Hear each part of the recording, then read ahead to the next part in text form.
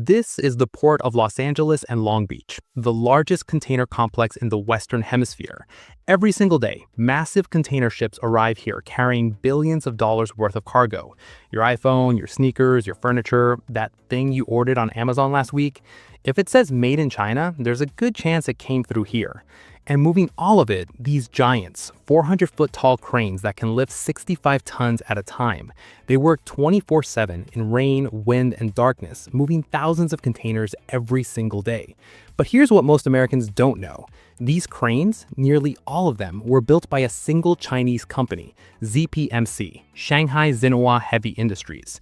In fact, 80% of the ship-to-shore cranes at American ports came from this one manufacturer. That's LA, Long Beach, Seattle, Savannah, Baltimore, New York, Houston. So while the cargo ships might fly different flags and the longshoremen are American, the machines that actually move America's imports, they all have the same maker's mark. ZPMC is not a household name. You won't see their ads during the Super Bowl. But in the world of global logistics, they're absolutely dominant. Founded in 1992, it started as a state-owned Chinese manufacturer specializing in heavy machinery. But they found their niche in something very specific: port cranes. And not just any cranes, ship-to-shore cranes, also called container cranes or gantry cranes. These are the massive structures you see at every major port, the ones that reach over ships and plug containers off like they're playing a real-life game of Tetris. Let me give you a sense of scale here. A typical ZPMC ship-to-shore crane is over 400 feet tall. That's taller than the Statue of Liberty. It weighs between 1,600 and 2,000 tons, and it can lift a fully loaded 65-ton container while a ship is rocking in the waves, and place it precisely on a specific spot on the dock, accurate to within inches.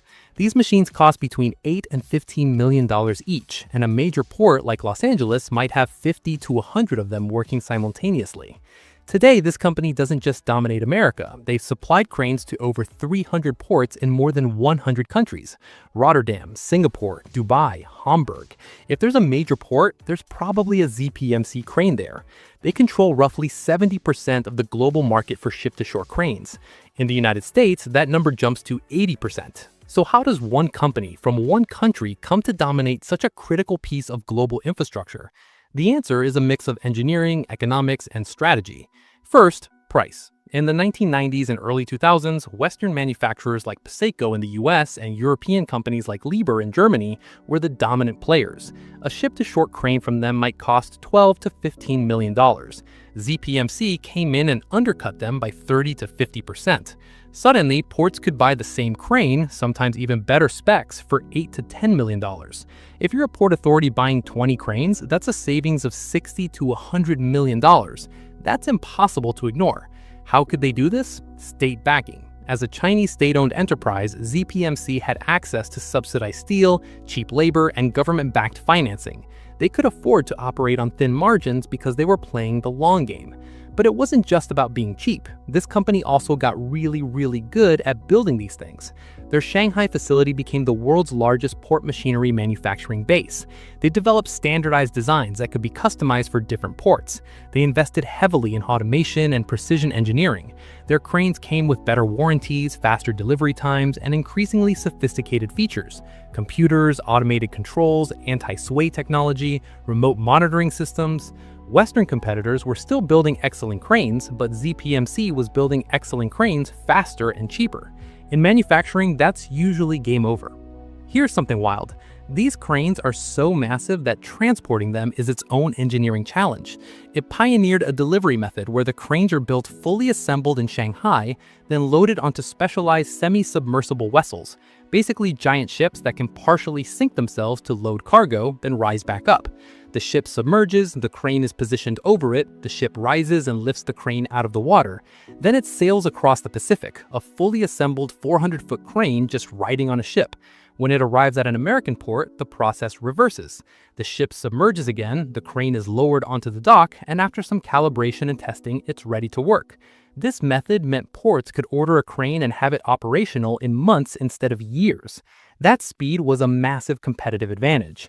But here's where the story gets more complicated, because when 80% of your critical infrastructure comes from one supplier, you're not just buying equipment, you're entering a relationship. These cranes have a lifespan of 25 to 30 years, but during that time, they need constant maintenance, software updates, spare parts, and technical support. Every component, from the motors to the sensors to the control software, is proprietary to ZPMC. You can't just order replacement parts from another manufacturer. You have to go through this company. Most ports sign long-term service contracts with ZPMC. This makes sense. They built the crane. They know it best. But it also means that for the next 30 years, that port is tied to a Chinese company for critical operations. You might be wondering, why haven't American or European companies stepped up to compete? The answer is barriers to entry. Building ship-to-shore cranes require specialized manufacturing facilities, trained engineers, decades of experience, and massive capital investment. Companies like Liebherr in Germany and Konecranes in Finland still exist and still build cranes, but they're much smaller players. They can't match ZPMC's scale, speed, or price. For an American company to start building these cranes from scratch would require billions in investment and years of development, and they'd be competing with a company with a 30-year head start and state backing. Let's put this in perspective. Let me show you exactly how dominant this company really is. Port of Los Angeles in Long Beach, California, the busiest port complex in America, handles about 40% of all containerized imports to the United States. Nearly every crane here is from this company. Port of New York and New Jersey, the largest port on the East Coast, critical gateway for European and Asian imports. Port of Savannah, Georgia, the fastest growing port in the US, expanded rapidly in the last decade, but dozens of new cranes from ZPMC. Baltimore, Norfolk, Charleston, Oakland, the pattern repeats across the country. In total, they've supplied over 200 ship-to-shore cranes to American ports. That represents billions of dollars in infrastructure, all from a single Chinese manufacturer. Now, for most of shipping history, this dominance has been seen as a success story of globalization and efficiency. Ports got cheaper, better equipment, ZPMC became a world-class manufacturer. Everyone wins, right? But in recent years, some people have started asking uncomfortable questions. In 2021, concerns began to emerge in Washington about the level of dependency on Chinese-manufactured port equipment. Congressional investigations looked into the cranes and found some unexpected things. Communications equipment that wasn't in the original design specifications, modems that could potentially bypass port cybersecurity systems. The FBI and Coast Guard launched investigations. Port authorities were asked to examine their ZPMC cranes more closely. In 2024, the Biden administration announced the $20 billion investment to strengthen American port infrastructure and reduce reliance on foreign manufactured equipment. Now, it's important to note there's no evidence that ZPMC cranes have actually been used maliciously. The concerns are about potential vulnerabilities, not confirmed incidents. But the broader question remains, should critical infrastructure, the machines that move 90% of America's imports, be so concentrated in the hands of one foreign manufacturer? So the next time you order something online or see a container ship on the news or drive past the port, take a second to appreciate the system that makes it all work. These 400-foot giants lifting 65 tons at a time, operating around the clock, moving the literal goods that keep the economy running. And remember, there's about an 80% chance it was built in Shanghai by a company you'd never heard of. That's modern global trade, invisible, interconnected, and more concentrated than most people realize. ZPMC didn't conquer American ports by force or deception.